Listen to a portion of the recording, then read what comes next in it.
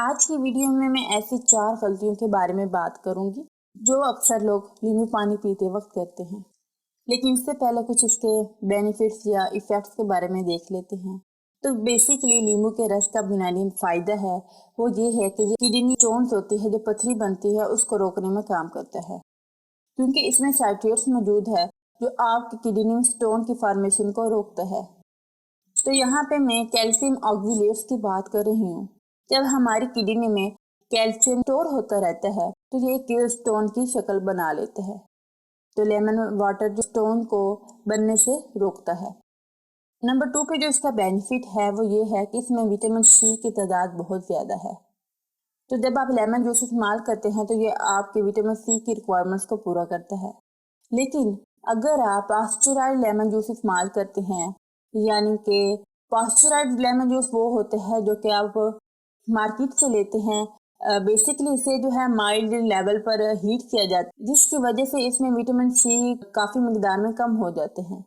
तो जब हम पास्चुराइज्ड लेमन जूस इस्तेमाल करते हैं तो इसमें विटामिन सी की तादाद बहुत कम रह जाती है, तो वो आपको प्रॉपर बेनिफिट्स नहीं देते। अगर आप बेनिफिट लेना चाहते हैं विटामिन सी के लेमन जूस से तो आप जो है फ्रेश लेमन जूस को इस्तेमाल करें। आप जस्ट लेमन जूस को कट करें, उसे स्क्वीज करें, इवन कि आप उसकी स्किन को भी ब्लेंड करके इस्तेमाल कर सकते हैं, क्योंकि इसकी स्किन में भी विटामिन सी की तादाद मौजूद होती है।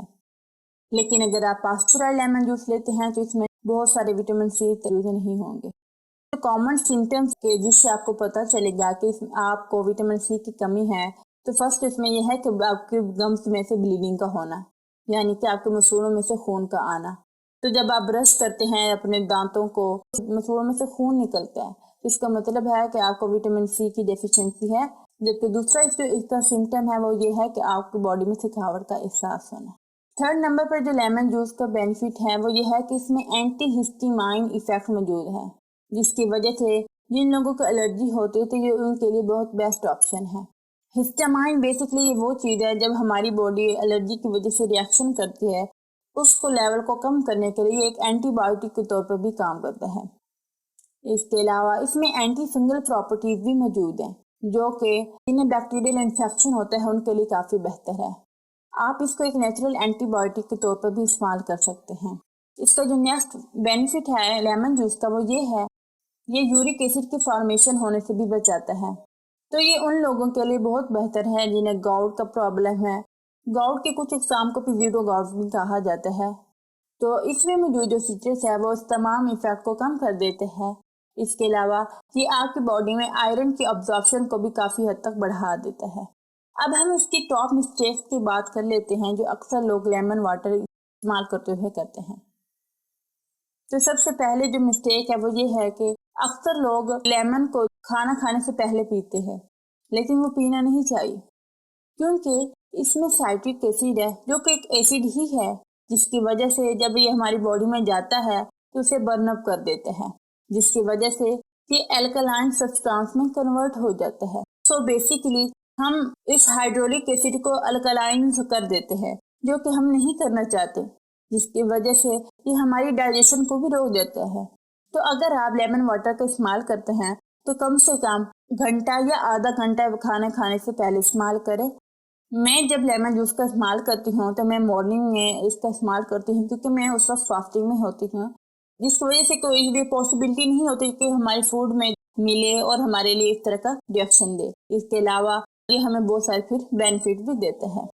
नंबर 2 पे जो मिस्टेक है वो ये है कि हम लेमन जूस को स्ट्रेट इस्तेमाल कर लेते हैं, जिसकी वजह से ये हमारे टीथ को काफ़ी एक्सपोज होते हैं, क्योंकि इसमें स्ट्रॉन्ग एसिड मौजूद है, जिसकी वजह से हमें बेसिकली लेमन जूस की फर्स्ट ऑफ ऑल तो पीएच का पता होना चाहिए, जो इसकी पीएच 2 और 3 है, जो कि बिल्कुल हाइड्रोक्लोरिक एसिड की तरह है। तो अगर हम रोजाना इस तरह से लेमन जूस को इस्तेमाल करें तो हमारे ये दांतों के साथ एक्सपोज होगा, जिसकी वजह से ये हमारे दांतों के एनिमल को ब्रेक डाउन कर देगा और हमारे लिए नुकसानदायक बनेगा। तो जब भी आप लेमन जूस का इस्तेमाल करें तो इसे एक डाइल्यूट फॉर्म में इस्तेमाल करें और इसे किसी स्ट्रॉ के साथ इस्तेमाल करें, ताकि ये हमारे दांतों को डायरेक्टली एक्सपोज ना हो और हमारे लिए नुकसान ना बने। जो थर्ड मिस्टेक है वो ये है कि जिन लोगों को अल्सर है या गैस्ट्रिक प्रॉब्लम है या स्टमक में इन्फ्लेमेशन है, आपको मेदे की सोजिश है, तो वो अभी इसी वक्त लेमन जूस को कट कर दें। क्योंकि जब आप ये इस्तेमाल करते हैं तो ये आपके स्टमक को उसी वक्त बर्न अप कर देते हैं। तो हम अपनी बॉडी में कोई भी एसिडिक चीज को लेना अवॉइड करते हैं जब हमें अल्सर होता है या स्टमक में इन्फ्लेमेशन होती है। इसका इस्तेमाल कट डाउन कर दें। लास्ट मिस्टेक लेमन जूस की ये है, अगर आपको एल्कोलोसिस है या ब्लड में कुछ अल्कलाइन मौजूद है, इट्स मीन कि आप अगर अल्कलाइन लेते हैं और फिर अल्कलाइन लेते हैं जिसकी वजह से ये एल्कोलोसिस में कन्वर्ट हो जाता है, तो ये कुछ सिम्टम नजर आते हैं जब आपकी बॉडी में अल्कलाइन ज्यादा मिकदार में हो जाती है और हमारे लिए नुकसानदेह साबित होते हैं। लेकिन आपको कैसे पता चलेगा कि आपकी बॉडी में एल्कोलोसिस हो रहा है? इसके कुछ सिम्टम हैं, जैसे कि आपको लाइट हेडनेस होना, नमनेस का एहसास होना, टिंगलिंग होना, आपके हाथों या पाँव में पिंस का चुभना, इसके अलावा आपकी ब्रीथिंग का भी उतार चढ़ाव। ये तमाम बेसिकली सिम्टम जो है हाइपर वेंटिलेटिंग की तरफ ले जाते हैं। हाइपर वेंटिलेटिंग मतलब ये है कि आपकी बॉडी में ऑक्सीजन की मिकदार बहुत ज्यादा हो जाती है और जबकि कार्बन डाइऑक्साइड की डेफिशिएंसी बढ़ जाती है। अक्सर लोग सोचते हैं कि दुनिया में सबसे बेहतर चीज ऑक्सीजन है, जबकि कार्बन डाइऑक्साइड एक वेस्ट प्रोडक्ट है, जबकि ऐसा नहीं है।